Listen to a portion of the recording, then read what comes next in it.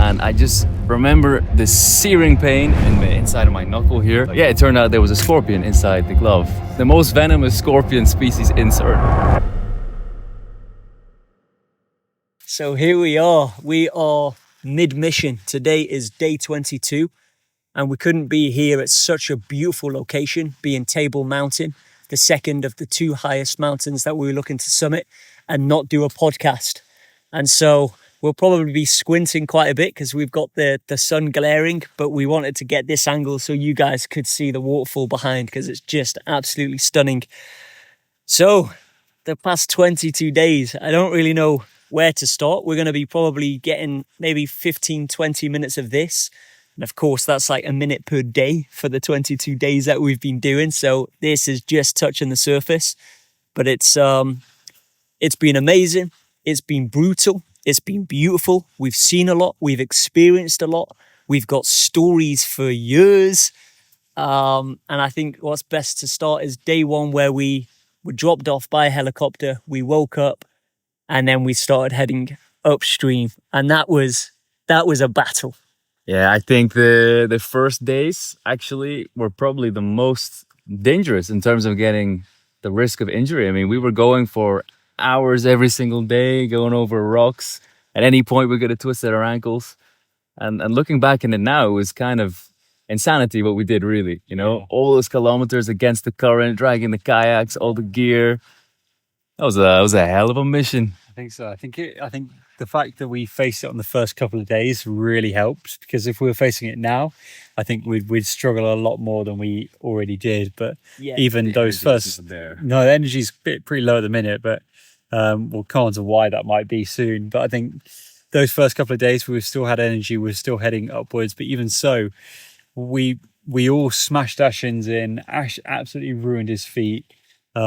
Dick and I both face planted the water, almost headbutting a rock. You know, it's a miracle no one lost any teeth or rolled an ankle or you know, picked up any injuries that would have affected the rest of the mission on day 1 or 2. Yeah, because that was the injury prone section, wasn't it? That's like, if anyone's going to get injured, it's going to be then. And yeah, there were even a few near misses then as well with the falls, as you said, the trips. Just to break that down, so we had the kayaks probably weighing in at 50 kilograms with the kayaks, and we were pulling it upstream, and there's lots of rocks, and because of the sky and the sun glare on the river, you couldn't see necessarily where you were stepping, and so you would crack your shin, your knee, your feet. You know, my toe was so badly damaged that it's only just starting to recover 3 weeks in. Yeah.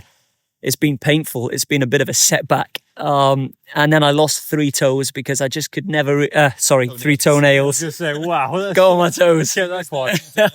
It's bad, not that bad. That's all you said. Yeah. And that was just brutal. You know, from then on, my feet just stayed wet, and it was a hindrance, if anything. It was... but it's my own fault, getting shoes 2 sizes too small and then keeping them wet and sandy. It was grim. But that aside, after 3 days, we finally ditched the kayaks, didn't we? And we started heading towards Julianatop, which is the highest mountain here in Suriname. And that was a different kind of battle. Well, just to break it down, Dick was stung by bees. He went right into a bee's nest. Matt was stung by wasps. Jacob was stood for far too long in an army ant's nest and suffered the price. I'm sure you saw that video on Instagram. They were all over him. And all in all, it was just brutal, hacking through, sort of machete in hand. You know, mountains are hard, jungles are hard. You combine those two and that makes a formidable challenge. You know, you're hiking up whilst hacking through the jungle. But eventually we made it. But Julianatop was a challenge. I'll let one of you guys explain that. I'll pass Dick in a sec, but just for context again, you look at the height of Julianatop on Google and it's 1,300 meters, something like that. It's height of Ben Nevis. You think, oh, it's a day's walk. You do. From the point we landed, it took us 7 days, a whole week to summit this mountain. Yeah. It was by far the hardest mountains I've ever had to climb. The terrain was impassable at some points. The consistent variations of it and the fact that you're wet completely completely wet for a week straight. Putting wet clothes back on the next Putting morning. wet clothes back on the next morning and cling to you is that's actually one of the luxuries. But the rest of it is just absolutely brutal from me as an outsider. But Dick has lived in this jungle for a while, and he knew more what to expect. Yes, what you're saying is it's not so much the distance or the elevation. People are gonna look at the map and be like, oh, 1,280 meters, peanuts, man. How many kilometers did you do? Like 12, 20, what are these distances? What is the elevation? But through this jungle, oh my God, it was so terrible at some points. It was soon that we realized we won't make it up the summit with all our gear. We need to break this down. We need to make camp somewhere. And we decided to make camp just below the source of the river. And from there, we decided to go up the mountain with a day pack. But we already knew this is going to be far. And this is going to be heavy. So it's not something we probably can do in one day. We're going to be back when it's dark. And then, Ash's feet completely trenched. Us all very, very tired. And know too that we have very little food. So we brought some energy bars. And at first, it was like an energy bar a person, but we soon realized this is not going to work. We need to divide them up, we need to break them down. So at one point, it's funny because eventually it became like normal for now, it's like we have an energy bar for lunch with the four of us. We have a bag of peanuts for lunch with the four of us. It's not even a bar or a bag of peanuts a person. We're splitting it, and that's what we're running on. So we're running on empty. And 1,000. Yeah, 1,000 calories a day. Something I just wanted to add: the Juliana days for me were still the adjustment period, getting used to the amount of food. Right, like I said before, I usually eat 3,000 calories a day, like a lot of protein, a lot of carbs. And I clearly remember sitting there after having the quarter of the energy bar and I saw tinamous going by. And normally tinamous, beautiful birds. And I was sitting there like, food. It's crazy how your body starts to change and now you're in that survival mode, I think we were all thinking the same thing, watching this little turkey-like thing wander through the forest. We were all transfixed on it, just watching it, going, is it acceptable? Can we catch it? Can we cook it? Is it possible? And then it wandered off into the forest. And I'm like, missed opportunity. Yeah. And I think that's one thing that's been the main topic of conversation is we've been so hungry every single break that we have, which is sometimes every 200 meters, we discuss food. And what was hilarious is we were all just chilling. We were quiet for a few minutes. I looked over to Jacob and he's scrolling through food pictures on his phone. And now we all do. And now we all do. Best pastime now. Yeah, I found that if I eat my handful of peanuts whilst searching for food photos on my photos app, it just becomes infinitely more enjoyable. So I can imagine that pack of peanuts is some like massive bowl of loaded fries or a pad thai or a curry or a pizza or a burger. I'm off again. But there's just so many brilliant foods. Isn't it? I think we've all made a list now of foods that we want when we get back. Dick's got an order ready to go for the day we finally make it back to Paramaribo. But my notes section on my phone is just full of food I'm craving, and I think I'm set until Christmas now with all the different food I want to eat. I'm really curious to see how our bodies are going to transform over the coming months. If we all agree to the food eating regime that we are building up in our minds, we're going to gain so much weight back. So I'm keen for it. I've never been this skinny before, and it feels like a lot of effort just walking back up from the waterfall to camp. So the idea we've got another big day tomorrow is a little bit troubling, but I know it's the final couple of days of big hikes, and then we're back in the boats. Yeah. And that's the thing as well. Like same with me, I've sent Shabs a big list of food that I needed to fill the cupboards and fridge freezer with. But when we go back, our body will be in a state of not starvation, but because it's going through its reserves now, when we do start eating, the body's going to store that fat thinking that we're going to go through the same process again. And I've had it time and time before on other expeditions where I have actually put on podge because I've just been eating. Even though I've been training, my body has then learned to store it, thinking we're going to face what we're currently going through now again, but we're not. So it'll take a while to train the body. Yeah. So we had the mountain, the highest mountain. That was a brute. I think 16 to 17 hours we were hiking for. Again, under 1,000 calories that day. The source, it was amazing to find the source because, you know, we set out here and we weren't sure if we would come across it. And that for me was the biggest bugbearer. I knew how challenging it is going to be in a jungle region to actually find the source, you know. There was one point that we were potentially sat on. We were sat on the source. Yeah, pretty much. We were sat on what we didn't know what it was at first. And was it Dick that asked, like, "Oh, do you think we're gonna find it?" And I was taking a video on my phone, yeah, going around everyone. And then I think Jacob, you were the last person I asked, like, "Do you think we're gonna find it?" And you're sitting there looking very sad, shaking your head, and ironically, you're the one with your feet in the water coming from the source itself. So we were there all along, and then we went on this big detour around, but we got there in the end, and that's what matters, right? Yeah. More brutality, you know, breaking into the routine of jungle life, but we were starting to see a lot more nature as well. You know, I think the boys, you guys on night one, you saw a snake digesting a frog. We saw an arrival. a number of poisonous dart frogs. We saw capybara, which was amazing. And I think for you boys, you said it's the longest you've been able to sit down and actually just watch capybara for, because potentially you hadn't seen a human before, so wasn't necessarily scared enough to run, just more curious. But it was there's been so much. We also came across a waterfall, and we have no idea yet, of course, because we're still here doing the expedition, but we couldn't see it on any maps or GPS.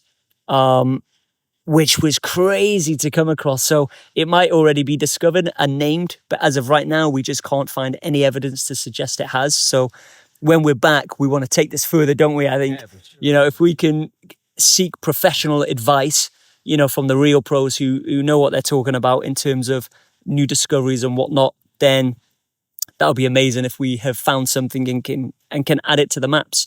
But if it's already been found, then it was still really cool to come across regardless, you know? I also think that was a very appropriate end to our kayaking session. You know, it wasn't like, oh my God, another rapid, let's just sack it off and start walking. It was like, no, we have to stop now. There's this 15-meter waterfall blocking our trail. So we didn't anticipate. No, not at all. We had no idea it was going to be there. Yeah. So it was such a surprise. Such a surprise. I was so glad we scouted a little further because at first we just saw a little like fallen trees over a little rapid. And by that time, it was just one rapid after the other. We just kept on going, you know. We didn't even look up from any rapid anymore. It's like just another obstacle. Let's go. And Matt's like, I think I could see like a 5-meter waterfall behind it. And I was looking at the next rapid and I was like, 5 meters is tall, you know, it's not 5 meters. But you saw something like behind the forest, you know, moving. And once we scouted further up to see the what I thought you meant with the waterfall, it was like, oh shit, there's this 15-meter drop in the middle of nowhere. What the hell? No way getting past it. And we have not known anybody who actually went this far up. And even though, you know, it is so remote, you know, even indigenous people, I would not understand why people would want to go there. No, right? You know, if you look for wildlife, if you look for food, you know, you want to have fish, you want to be able to use your boat. This is not a place where you would drag your boat all the way up. No, who would do that? So some of those places where we encounter is like, why would people ever visit this? Yeah. And also sometimes I'm thinking, because at first, you know, it's like people might want to beat the record, you know, would you do it again? Hell no. No. Hell no. I'm so glad we got off there, like without any broken toes or shins or jaws or whatever, you know. So that was part one. Yeah. The first couple of days. The first couple of days. And then, you know, it was nice to get that done, tick off the source, tick off the highest mountain, you know, make our way back towards the river, and then eventually start heading downstream. And that was nice. because we saw lots of wildlife on the riverbanks, and we went through parts that were just so pristine that we would start whispering to each other, because, as Matt said, out of a sign of respect, it's almost like people do not go there. We can't be going there, causing all sorts of noises. So we were just quietly observing and just being at one with the jungle, Yeah, it was the weirdest experience probably on that part of the river, and it's something I'm really looking forward to over the next few days as we get back onto the river.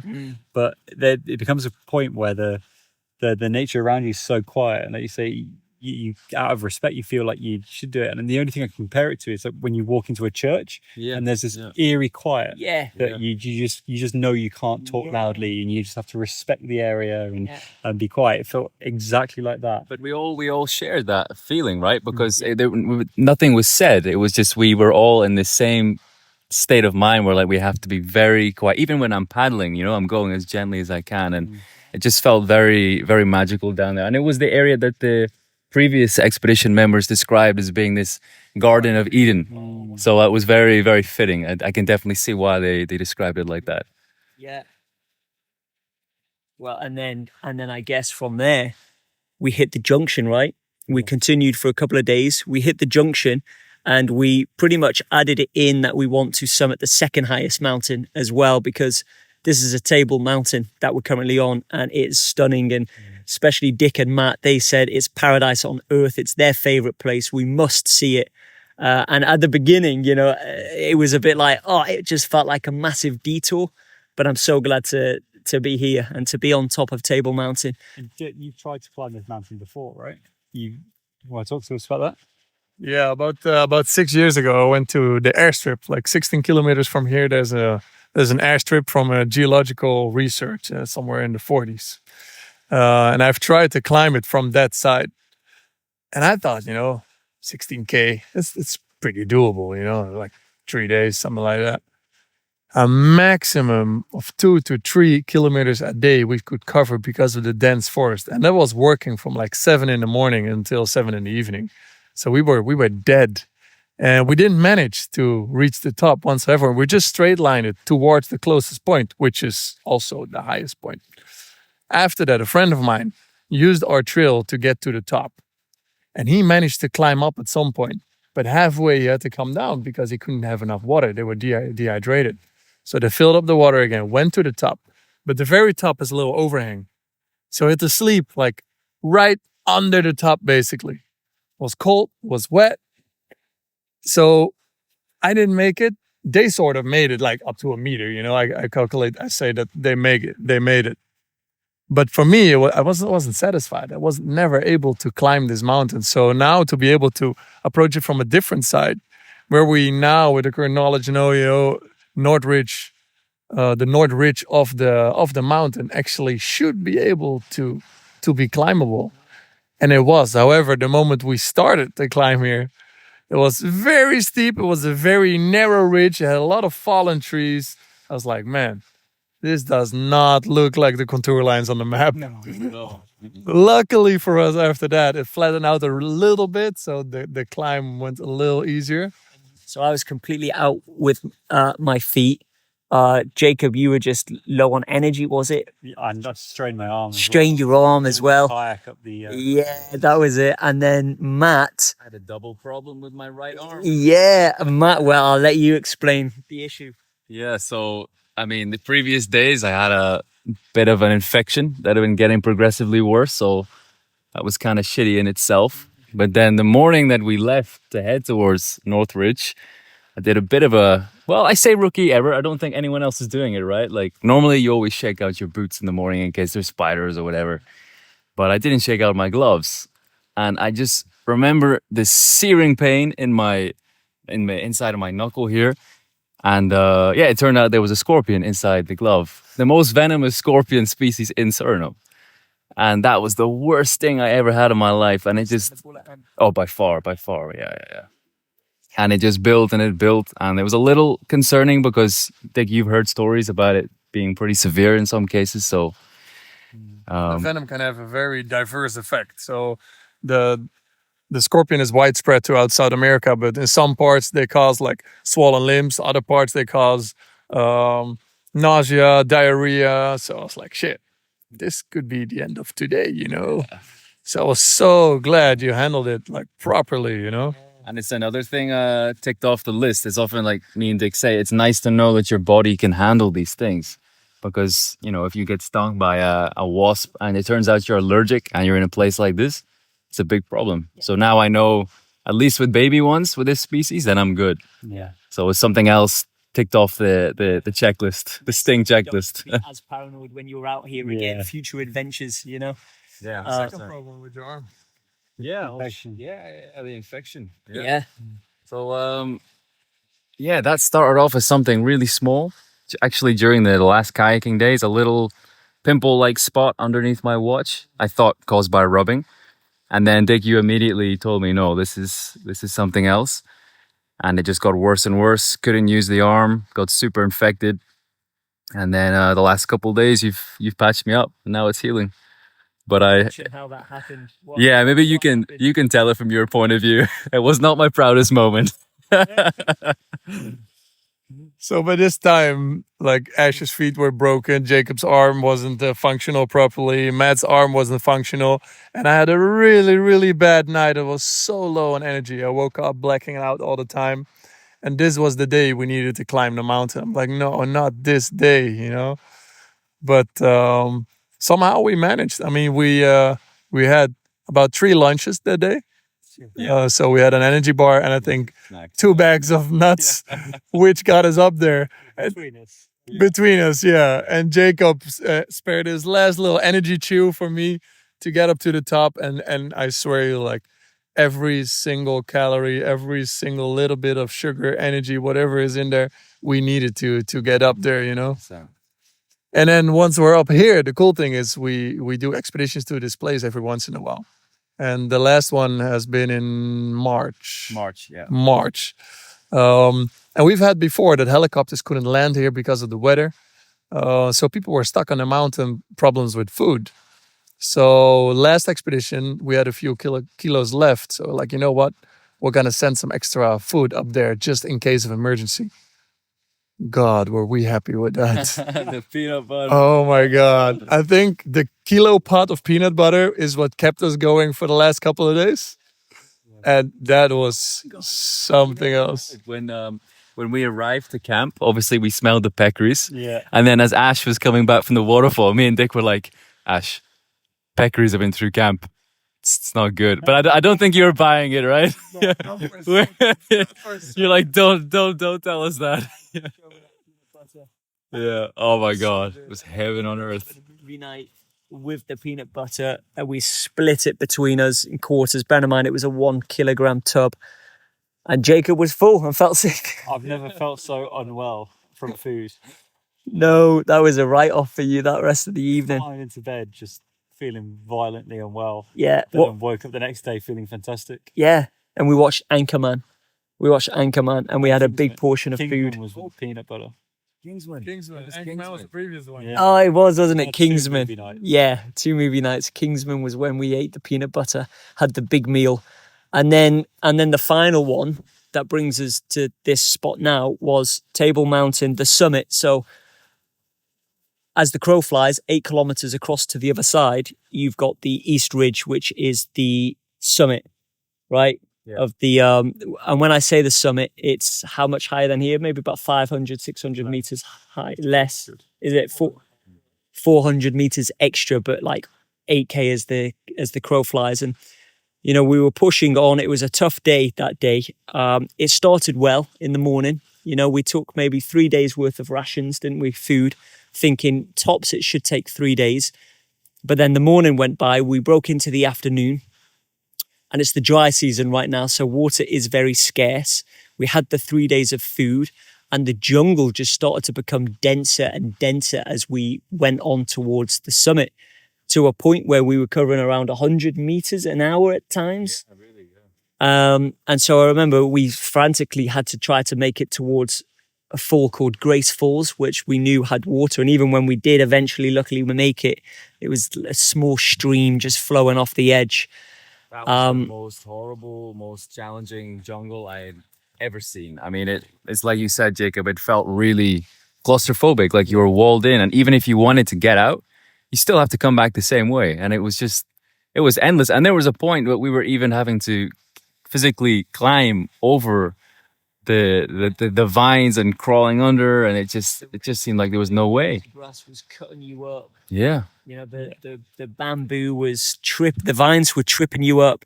The bamboo was just holding you down. Honestly, it felt like you were just stuck in this big giant spider web and couldn't move. You know, my through dock kit, it's tough and it's kept me protected, but it shredded the through dock kit, and that's like some of the toughest kit out there. But eventually, you know, we stopped that evening. We had food. We said tomorrow is another day.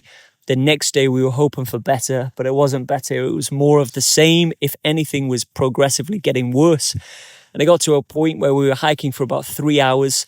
We tried to scramble on through more bamboo until we decided, you know, why don't we send the drone up and scout just to see how long this stretch goes on for? You know, does it get better? Does it get worse? Is it more of the same?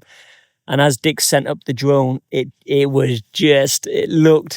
we had no signs of it getting any better. And our morale had like dropped to an all-time low as we sat there. And then Dick came up with then another good idea, which was to contact someone who he thought had summited this mountain before. So we got the satellite phone out. We were hoping that the guy picks up, which he did, and we could hear him on the other side.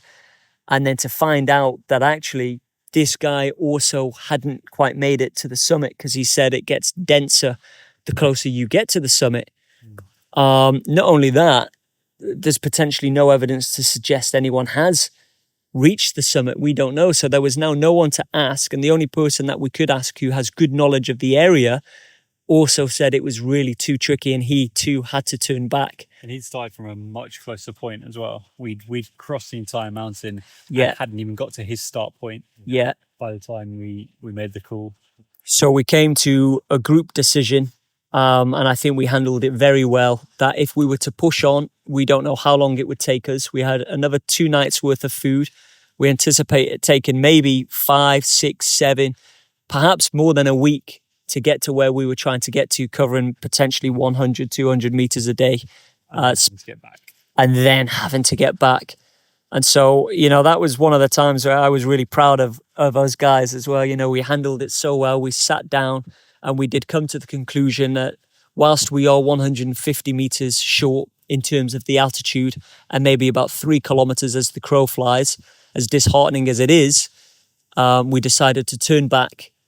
And, you know, we didn't quite make the summit of the second highest mountain. We made the top of Tabletop Mountain, but we didn't make the summit. So we climbed up here, but we didn't manage to get across to the far side. We gave it our best. We really did. Given the circumstances, I think we did a phenomenal job. I think so. And like you said, if it was an extra week on already stretched rations, we would have been broken by the end of that. Yeah, and not only that, I think if it was the main objective, then obviously, you know, we would have had to come back to base camp, reassess it completely differently and go at it again. But the main objective is source to sea, you know, the world first record. And the second big objective, more for me in terms of if we have anyone stating, oh, that's not the source, even though we can evidence it is, at least then we went beyond the source and climbed to the highest possible point, being the highest mountain in Suriname, of that Julianatop. So Julianatop, source to sea, was always the main thing. This was just something we wanted to throw in because it's the Garden of Eden. It is paradise on earth. We wanted to see it, and we have, you know. Yeah, so I think it's one of them. It's a win-win either way because, you know, although we didn't make it, I think we've all learned a lot, haven't we? And we've been humbled 100%. by Mother Nature. You can't always win. I think what is now a good next one is we're finally all pretty patched up. Ash's feet miraculously got back. Even on the worst day going up the mountain, he said, I'm good. They work again, you know. His toe is healing. It's just the fact that it was wet. Yeah. You know, Jacob's arm is good. Matt's arm we patched up. So still want to come back to that. It's I was like, you feeling good? Yeah, I'm all right. I'm still all right. And then he just fell over in my lap. And I told the guys, yeah, he just passed out. And at first they thought, wait, what? No, right? I was like, "Yeah, he just, maybe you could help him up, you know, and it will help me, you know, clean the wound. And then when he's awake, it's done, you know." It's been a while. In my defense, it's been a while. But all in all, we're all patched up now. We feel a little better. I mean, we're still very low on energy. But I think for all of us, it's now, we hope to be able to cover the 2 days that we used to climb up here. We hope to be able to cover that in 1 day down. If we'll be able to do that, we'll be back at the river, back at the kayaks, have some more food stored there. And finally, we'll be able to fish again, you know, get some proper calories in our body. Yeah. Really feels like a game changer. So, yeah, hopefully we'll get there soon. Yeah, I think now we've got these objectives out of the way. It feels like the finish line is finally coming into sight a long way away. And the sun has just set, and it feels like a good time to wrap up and maybe focus on the next 2 weeks we've got ahead of us. Yeah, so we've still got 2.5 weeks to 3 weeks, if all goes well, to get to the finish. This is our main objective, is to get to the finish, but we want to enjoy the journey. We know that we've got at least another week left of, you know, being truly remote. You know, it's day 22. We've not seen a single human being whatsoever. I saw a plane fly past. Yeah, we saw a plane, and me and Jacob were like tribesmen. We were looking up like, whoa, a plane. First sign of human, you know, of civilization. And so we'll have another week of that, I reckon, which will bring us to a month without seeing anyone. It's crazy, right? Which is crazy. Like, think about that. I know that we've got the 4 of us, and, you know, it's not solo, but it is the 4 of us going a whole month in utter wilderness without seeing a single Homo sapien whatsoever. And it's not just staying in the same point. We're traveling Yeah. distance. Yeah, covering big distances. And so we will... 4 kilometers. Yeah, not big distances. 100 meters here on Tafelberg. Yeah, but spirits are high. We're all connecting. We've all bonded. We're getting on well. We're tackling each day as it comes. We're trying to be present, but we also do dream about all the food that we are going to be having when we return. And so 2.5, 3 weeks left, and history is made, potentially. Yeah. So this was a very brief podcast from the top of the tabletop mountain, and we will absolutely do another one. If you have more questions, we're going to add those questions to the first podcast we did as a team, and we're going to be doing a very big one on completion in Zootopia, where we'll be answering all of your questions. With full bellies. With full bellies. But then I do think that you'll actually see this once we're already finished, so maybe scrap that. But yeah, guys. We'll try and get to them. Yeah, we'll try to get to them. We post this before we sit down, but we'll see. Yeah, true. Yeah. So we'll see you in the next, and hopefully we all make it out safe, well, and alive. Do it. The goddess.